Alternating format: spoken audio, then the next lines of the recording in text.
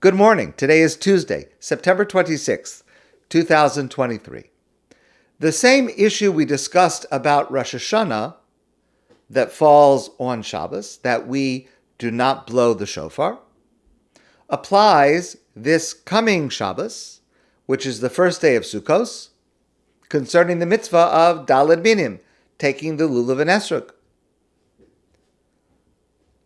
Since the first day is Shabbos, and we are concerned, the rabbis were concerned, that perhaps someone would forget to bring it to shul before Shabbos starts and inadvertently carry it in a public domain. So therefore, every Jew everywhere does not take Lulav and Etrog this Shabbos.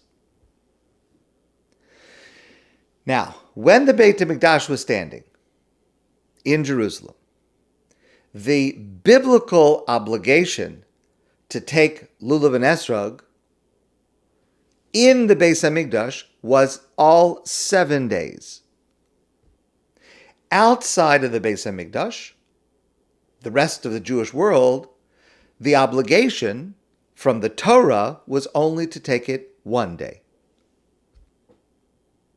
But the Rav, Rabbi Yosef Soloveitchik, has an insight to the specific legislation that legislated that rabbinically we take the Lulav and Etrog all 7 days, as long as it's not Shabbos.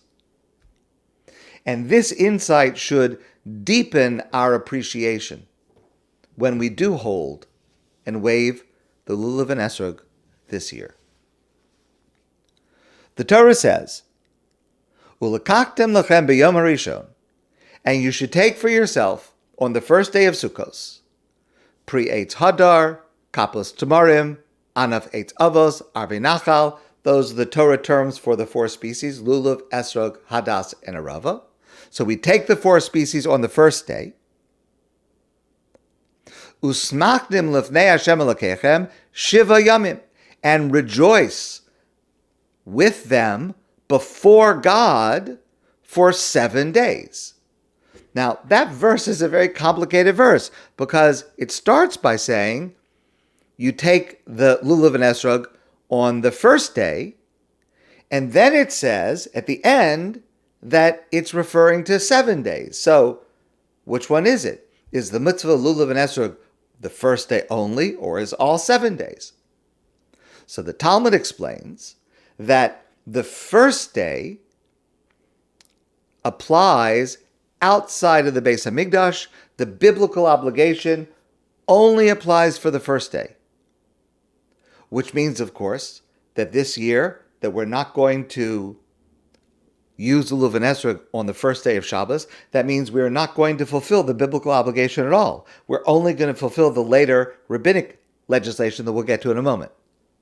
But on the level of the Torah law, the 7 days that the verse refers to is in the Beit HaMikdash. People in Jerusalem would come to the Beit HaMikdash with their Lulav and Etrog, and that mitzvah applied on a biblical level all 7 days. All right, that's the verse, and that is the original biblical legislation.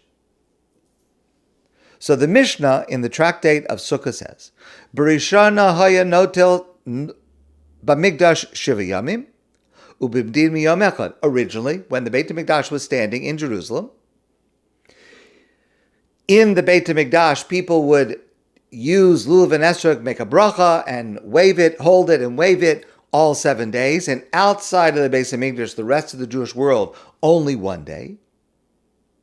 Mishachara Beis HaMikdash, when the Beis HaMikdash was destroyed, Hiskin Rabbi Yochanan ben Zakkai, the great Rabbi Yochanan ben Zakkai, issued a piece of legislation. He legislated, Shi'e Lulav Nitel Bamdina Shiva, that people outside of Israel, outside of the Beis HaMikdash, everywhere in the world, should take the Lulav and Etrog all 7 days of Sukkos, Zeicher LaMikdash, as a reminder of what used to happen when the Beis HaMikdash was standing.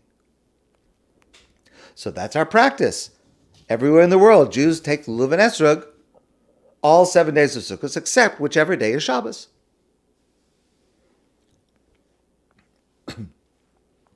But I want to share with you an insight of Rav Soloveitchik.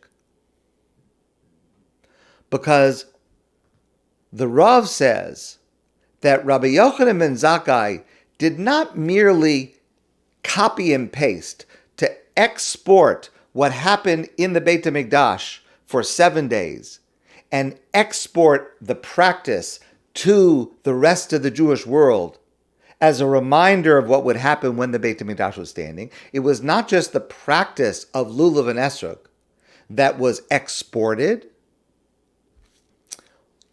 Rabbi Yochanan ben Zakkai also meant with his legislation to export the principle of Lifnei Hashem, before God. Remember, in the verse itself, there is a distinction between taking Lulav and Etrog 7 days if you are Lifnei Hashem, before God, which means in the Beit HaMikdash, versus taking Lulav and Etrog 1 day if you are anywhere else in the world. So when Rabbi Yochanan ben Zakkai said, Zecher LeMikdash, as a reminder of what happened in the Beis HaMikdash, we would take the Lulav and Etrog all over the Jewish world all 7 days, that includes that we should understand that all 7 days, when we, wherever we are in the Jewish world, take the Lulav and Etrog, we are also Lifnei Hashem, in a more direct experience of God's presence. The great experience of standing Lifnei Hashem, before God, in a more immediate sense of presence than anywhere else in the world that existed in the Beit HaMikdash, the Holy Temple in Jerusalem, should be continued even after the destruction of the temple, even after everything was taken away from us. The Beit HaMikdash, Jerusalem, sovereignty, being able to live in Israel for those of us in exile. We must perpetuate that experience throughout the generations, regardless of place, regardless of time.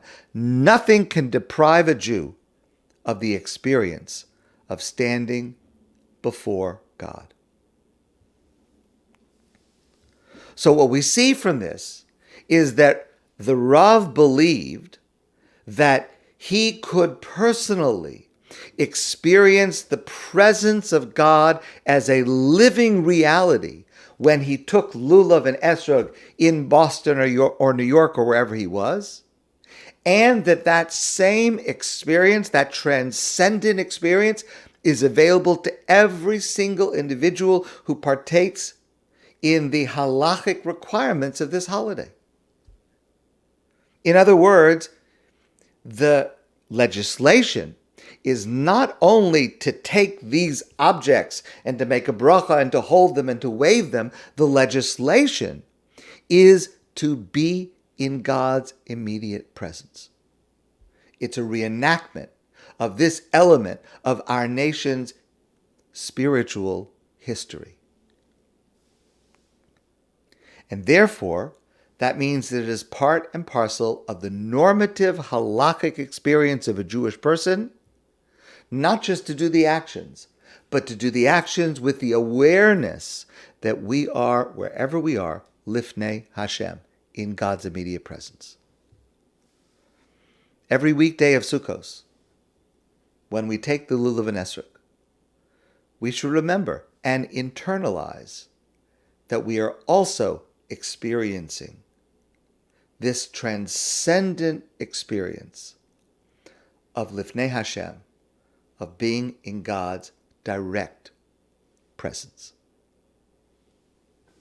My friends, I wish you a great day, and I look forward to seeing you all soon in person.